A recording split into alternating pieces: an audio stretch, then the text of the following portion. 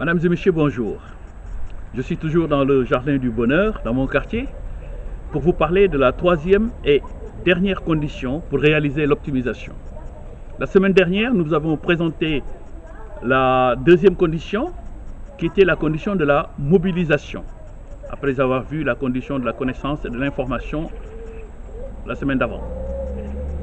Pourquoi? Parce que tout simplement, on a montré que chaque pays, chaque entreprise doit mobiliser ses acteurs autour de la qualité.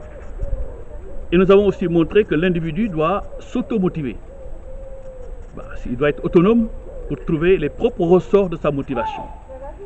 Alors aujourd'hui, nous allons parler de la troisième condition, qui est ce qu'on appelle la résistance permanente aux différents conflits.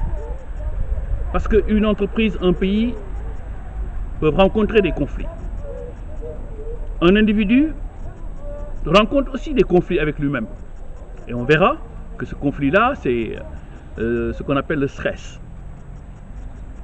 Alors, pourquoi il est important de résister en permanence aux conflits? Parce que tout simplement, ces conflits peuvent altérer la stratégie des entités, que ce soit un pays ou une entreprise.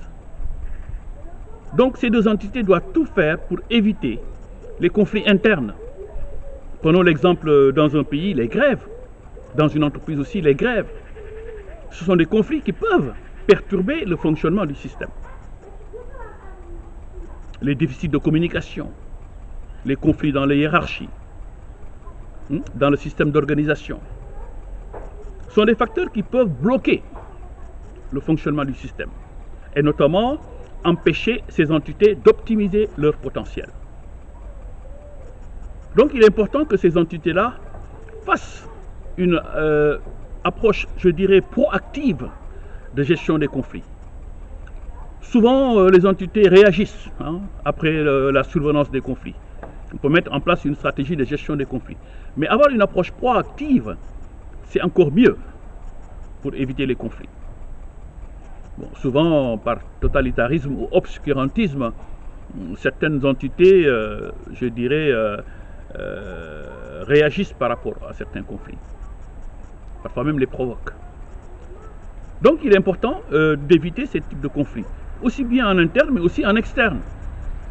Un pays a intérêt aussi à éviter certains conflits avec ses voisins. Une entreprise a intérêt à éviter des conflits avec ses clients, qui peuvent aboutir à des procès, à des confrontations inutiles et qui perturbent l'équilibre de la structure. Et nous, en tant qu'individus, nous devons résister en permanence à ce conflit interne qui est en nous, que j'appelle moi le stress négatif. Pourquoi le stress négatif?